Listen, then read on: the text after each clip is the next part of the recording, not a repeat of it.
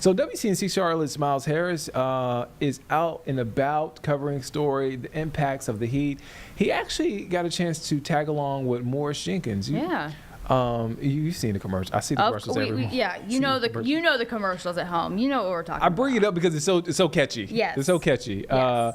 But look, they're out. Folks are calling Busy. regarding the AC. AC repairs. They want to make sure folks are safe. So let's check in with Myles, who is following the folks there with Morris Jenkins AC. Let's take a listen in.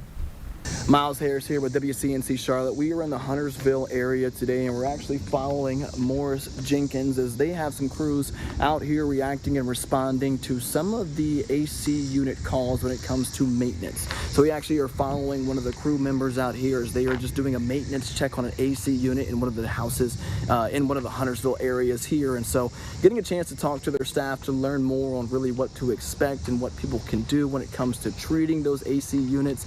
And they tell us that, hey, when they're seeing and when we're starting to see those warm temperatures hit us for consecutive days, that really starts to put the works on a lot of AC units where they're having to forcefully, continuously run around the clock. And that's really where you have to ask for those professionals to kind of come out and get a chance to check those units, making sure that there's no issues, making sure that those filters are clean, so that all those bells and whistles are making sure that your house, your unit inside and out is also working accordingly to making sure that you're staying cool.